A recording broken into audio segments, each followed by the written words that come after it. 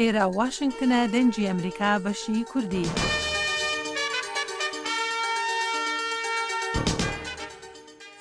جۆگرانی ئازیز ئێستاش لە ئیستودیۆی بەشی کوردی دەنگی ئەمریکا میوانەکی ئازیز کە هاوڕێ حەدادی لێە و بۆی باسی ژیانی خۆی و باسی ئەوە بکە کە خەریکی نووسینەوەی کتێبەکە. کاک هاوڕێ بەخێربێ بۆ بەشی کوردی دەنگی ئەمریکا. زۆر سپاس. کاک هاوڕێ دەکرێت لە سەرەتا کورتەیەک پێناسی خۆت بە جۆگرانی دەنگی ئەمریکا بەشی کوردی ڕابگەینی؟ دقیقەتدا من ئەگە ئەوڵە هاتم بۆ ئەمریکای تقریبا 15 ساڵەوە پێش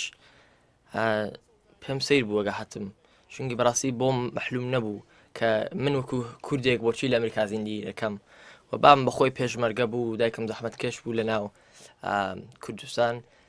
زۆریان شت بۆ ڕوون کردمەوە کە بۆ هاتوین و جریانی کورد چییە. بەڵێ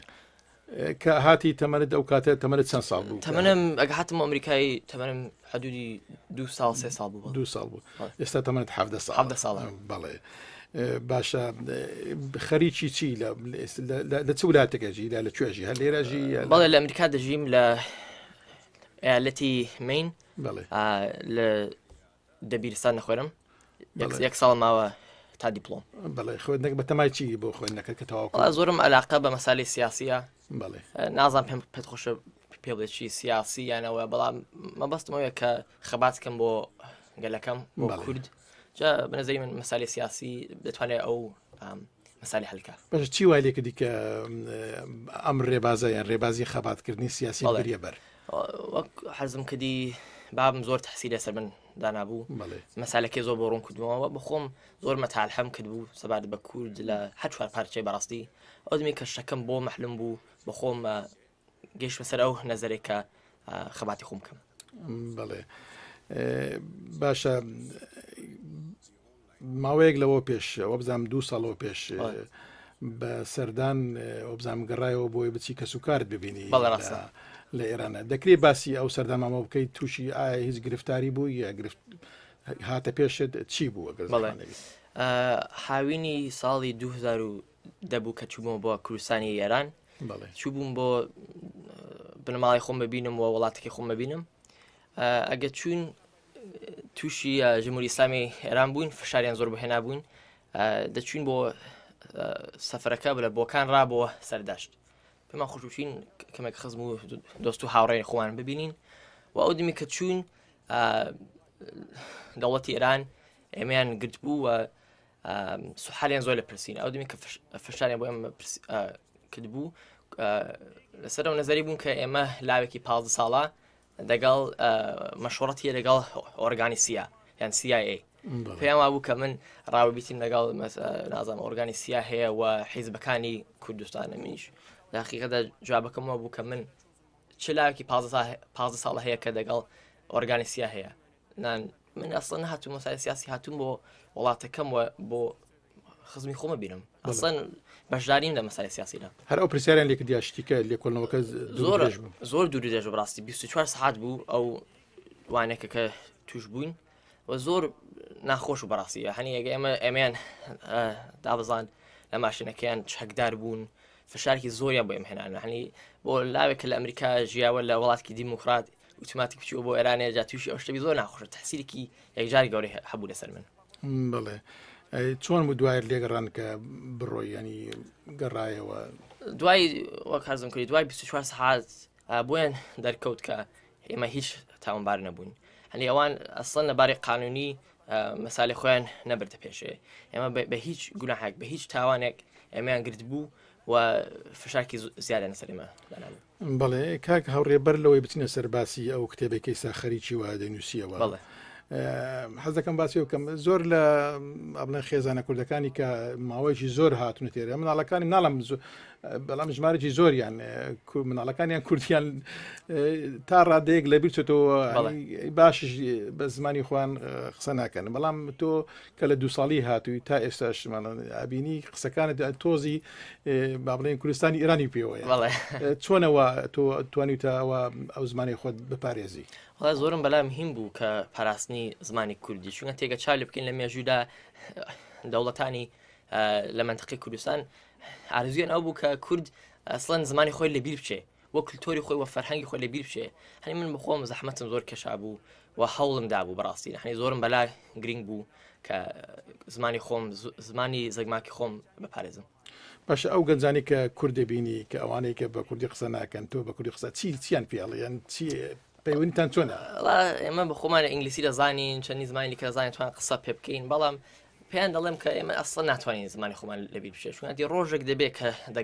دەگەڕێنەوە بۆ وڵاتەکەمان لە هەر شوپارچی دەچینەوە بۆ کوردستانێ و دەبێت ئیسفادە لە زمانمان بکەین بەڕاستی هەنی زۆر ناخۆشەگە لاوێک دەبینم بەداخەوە نەتوانێت ئیسفادە لە زمانی خۆی بکە زۆر ناخۆشە هەنی دەبێت لاوەکان زیاتر هەوڵ بدەن کە بتوانن بەڕاستی زیاتر فعال بنەوە بتوانن زمانێکی خۆیان بپارێزن باش کاکە ڕێبینە سەر ئەو کتێبێک کە خەریکی نووسیەوە بەر لە هەموو شتێک کتێبەکە بە چ زمانێک نووسیەوە کتێبەکە بە زمانی ئینگلیسیە باشە بۆ بڕیادەکە بە زمانی ئینگلیسی بنووسی وڵی شوونەتی داقیقدا کورد بخۆی زۆر چاگەزانێ مەسالی کورد چێوە تووشی چی بووە مشکلەکە ئەوەیە کە دنیای دەرەوە نەگەشتە سەر ئەو ڕادەی کە بە تەواوی لە مەسالی کورد حاڵی ببێ ئێمەش وەکو کورد زۆر گرنگە کە پەیوەندی یان ڕاوابەتی سیاسی لەگەڵ ئەو وڵاتانەی دەروە پێداکەین بە تابێت ئەو وڵاتانێک کە باوەڕیان بە دیموکراتیە ئەمە بۆچوونی خۆت بووە لە ماڵەوە هاندرای کە ئەم کتێبە بنووسیەوە من لە مەدرسە بووم مامۆستاکەم زۆریان باسی مەسالەی خارومیانە دەکرد و حەڕەب و تورک و ئەولا بەڵام زۆر بەکەمی باسی مەسالەی کوردیان نەکرد من هەرچەند کە زۆر باسی مەسالەی کورد دەکەم لە مەدرسەی بەڵام دەمگوت چۆن بتوانم مەسالەی کورد زیاتر بە دنیای دەرەوە نیشاندەم وە گەیشتمە سەر ئەو تەسمیمێک کە ئەگە کتێبێک بنووسم نەکە لە مەدرسەکان ئەو کتێبە دەمێنێت بەڵکم بگاتە وڵاتانی دیکەش بەڵێ هەرچەنە کەمێک باسی کردیانە بەڵام ئەوە ئایا ئەوە ناوڕۆکی کتێبەکە تا هەر باسی ئەوەی باسی کە کوردەکەی لە چوڕێکەوە باسیەکەی ئەو کتێبە کە خەریکمی باسی چەندیش دەکات باسی کوردەکان هەرچوە پاشەی دەکات باسی کولتۆری کوردەکە زمانەکەی جێژنەکان هەر بۆی بەڕاستی نەکرد بڵێن مێژوی کوردکە مێژوی کورد زۆر دوور و درێژە وشێکی حاسانیەکە لێ حاڵی ببی پێش ئارزوم ئەوە بوو کە نەکرد خارجی لە مەسالی کورد حاڵی ببن بەڵکم کە لە فەرەنگەکەش حاڵی ببن چونکەتی ئێمە ئەگەر بڵێن ئەمریکایی و کوردیوانە ئێمە هەمووان ئینسانین و جێژنی خۆم و نازمانمان ڕەنگە فەرق بێ بەڵام هەر ئینسانین باشە چ کەسێک هانی دایان هەوێنی ئەو بیرۆکەیە چییە چێ بوو وای کردی کتێبەکە ئەم کتێبە بنووسی وڵا من وەک هەرزم کردی بام زۆر تحسیلی لەسەر من دانابوو بەڵام نەک بڵم هەر بام بڵام باوکشم بخۆم و سەرانسەری کوردستان ڕێزی تایبەتیان بۆ دکتۆر عەبدوڕەحمان قاسملو هەیە ئەویش تحسیلێکی یەکجار گەورەی سەر من هەبوو و گەیشتمە سەر ئەو تەسمیەکە بەڕاستی ئەو زەحمەتەکە دکتۆر قاسم کێشا بووی و کوردیش کە شەهید بوون لە ڕێگای ئازادی و خودمختاری منیش گەشتمە سەر ئەو تەسمیمەکە منیش ئەو خەباتەی دەرەژ دەدەم باشە لە کتێبێتە باسی سیاسەتی کوردەکەی باسی شەڕەکانی دەکەی باسی کەلتوریەکەی باسی دابوونەری باسی چیەکەی لە کتێبەکە زیاتر باسی زۆر شت دەکرێت بەڕاستی چونەتی زیاتر باسی مێژوی کوردەکەین و دەوڵەتانی تورکیا ئاتەتورک لە عێراق سەدام حوسێن لە ئێران خومێنی وە لە سووریای باشار ئاساد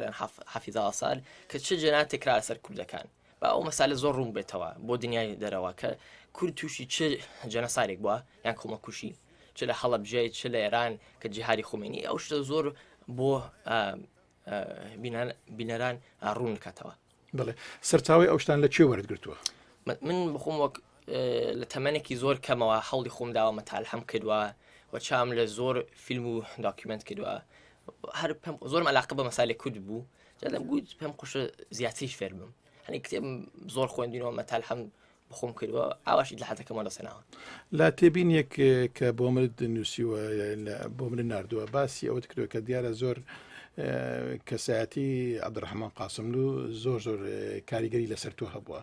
دەکرێت باسی بکەی بۆ چی وای لێکردی ئەو کەسە ئەوە کاریگەری لەسەر تۆ هەبێنی چ لایەنێکی ئەو وای لێ تۆ کردووە دکتۆر قاسملو نازانم چۆنی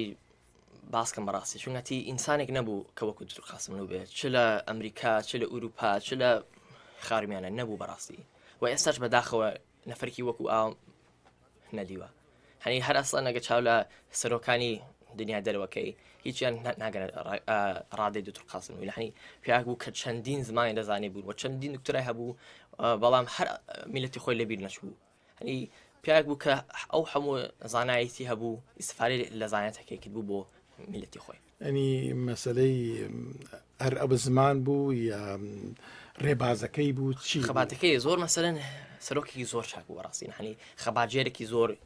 مهم بوو. مەسەلەن فەلسفەی خەباتەکەی چی بوو ئەگە بزانیە دیموکراتی و خودمختاری بەڕاستی هەین دەچێتەوە لەسەرەوەی ئێمە لەسەر ئەو باوەڕێ بوون کە ئێرانێکی فێدرال دامەزرین هەنی نەک هەر فارس حاکم بێ یان کورد حاکم بێ بەڵکم هەموو میلەتە لە ناو ئێراندا بەشدار بن لە کۆمەلگای. بەڵێ ئێستا کتێبەکە لە چێ هینە لە چی قۆناغەکە لە تەوابوونە لە چاپەیەگە دەکرێت باسی بەڵێ کتێبەکە خەریکە بگاتە کۆتایی هەنی کتێبەکە زۆربەی تاوا کردەوە ئێستا خەریکن کە کتێبەکەی پابلشکەینیان بڵاوی بکەینەوە بەڵام بەڵێ هێندەی نەماوە بۆی کتێبەکە بڵاو بێتەوە. باشە بێزگەلەوەی کە باس کرد باوکت یارمەتی دەداتن چ لایەنێک ئامادەی دەبڕیوە بۆەوەی کە لە چاپکردنی یارمەتی بدەن؟ وڵا بەنظری من ئەگەر نەفەر هەڵ بەخۆی بدا کۆمەگیش دێت. هەنی من بەخۆم لەگەڕێم وە نەفەر هەن کە مامۆستا و پرۆفسۆرەوانە کە دێن ئامادەن کۆمەگم کە لەسەر پرۆژەیە بچکەنی ئەو پرۆژەیە بەڕاستی لەباری من نییە لەباری خۆم نەنووسیوە لەباری میلەتێکە کە ئەو میلەتە دەبێت زیاتر بە دنیای دەرەوە بناسەندرێ. ئەگە بکرێ بڕکەیەک لەو کە بلاتەوە زۆر گرنگە لە کتێبەکە بڕکەیەکی کە باز بکەیت چیمان پێڵێ؟ وڵا بەنظری من ئەگە چاو لێ بکەین لە ساڵی 1946 لە کۆماری کوردستان کاروان ساڵاری حیزبەکە حیزب جمهوری کوردستانی ئێران و بڵین دامەزانی کۆماری کوردستان زۆر ڕۆژێکی مێژووی بوو ئەگە چاو لێ بکەین تا دکتۆر قاسم و دکتۆر شەرەفکەندی دەچنەوە بۆکن قازی محەممەد و ڕەبازەکەی هەنی پێم ئارزومان ئەوە بوو کە کۆمارێکی کوردستان دامەزرێنین و بەداخەوە هەری درێژەی 11 مانگ بوو بەڵام ئێستاش لەسەر ئەو نەزەرین بەڕاستی هەنی تەغییرمان نەکردو نەزەرەکە لەسەر ئەو نەزەرین کە کورد بتوانێت خودمختاری بۆ دەست بێنە لە ئێران وە لە کتێبەکەشدا باسی ئەوە دەکرێت زۆر لە مەساڵی کۆماری کوردستان و چەندە دەوڵەتێکی پاک. بەڵێ باسی ئەوەی کە باسی ئەو کاتێک کە با بڵێن 46ەکەی کە ئەو کاتە حزب زۆر نەبوو تەنها حزب هەبوو ئێستا بینی ئەو حزب ئەو هەموو ژمارەیەکی زۆر لە حزب هەیە لە هەموو ئەو باشانەی کە ئاماژت پێکرد لەم بارەی و چی ئەڵێ لەبارەی حیزبەکان ئەو زۆری حیزبەکان بڵێ من ڕێز بوو هەموو حیزبێکم هەیە کە خەباتکە بۆ گەلی کورد بەڕاستی هەنی من نابێت چالێ بکەین کە چەندین حیزب هەنان فلانی ئەمە چالەوەی دەکەین کە بەڕاستی کامە حیزبە هەیە کە بەڕاستی بۆ میلەتی خۆی خەباتداکە بۆ خەڵکی کورد و بە نەزەری من حیزبی دیموکراتی کوردستانی ئێران یەکێک لەو حیزبانەیە کە قارەمانترین حیزبی کوردستانی ئێرانە و خۆشەویستترین حیزبە ئەو بە نەزەری تۆ نەزەری من خەڵکی گەشت نەزاری تریژ بەڵێ کاگە هاوڕێ بەر لەوەی کوتایی بەم و توێژە بینین ئامۆژگاری چییە بۆ گەنجانەی کە لە دەرەوەی وڵاتن با بڵێن لە ئەمریکانە چی ئامۆژگارێکت هەیە بۆ ئەوانەیە؟ من بخۆم چوون بۆ ئەمریکا چوون بۆ ئوروپا لەگەڵ لاوەکانم زۆر قسەکردون و زۆر شتایەکم بەلام هیمە ئەوەشەیە کە نابێ مێژی خۆمان لەبیر بشێتەوە و زمانی خۆمان لەبیر بشێتەوە ئەگەر ئەو دوو شتەمان لەبیر نەچن ئێمە دەتوانین خەباتی زیاتر بکەین چونکە دیگە چا لێ بکەین دەوڵەتانی دەوروبەری کوردستان ئارەزویان ئەو بوو کە کورد هەرەسەن خۆی لەبیر بشێتەوە هەرەسەن لەسەر نەخشە ڕەش ببێتەوە هەنی ئێمە گە بتوانین بە زمانی خۆمان قسە پێ بکەین و زۆر مهمەوە بتوانین لە جامعەدا ئیسفادە لە زمانی کوردی بکەین و ئەو لاوانە کە لە دنیای دەرەوە دەژین ئیمکاناتیان بەحەد زیادە هەنی بە ئیسفادە لەو ئیمکانات بکەین کە لە دواهاتوودا بتوانین دکتۆر بێنین بۆ کوردستان مهندس بێنین بۆ کوردستان و ئیسفادە لەو مەدرکانە بکەین لەو ئیمکاناتێکە هەیە لە دنیای دەرەوە هەنی ئەو لاوانە کە لە دنیای دەرەوە دەژین نابێت ئەسڵ لە بیرام شێکە لە کوێ هاتوون و دایک و بابیان چه زەحمەتیان کێشا بوو. کاک هەوڕێ حەدادی زۆر سپاس دەکەین جارێکیکە بۆ هاتنێت بۆ ستودیۆی بەشی کوردی دەنجی ئەمریکا. زۆر خۆشحاڵ دیتان زۆر خۆشحاڵ.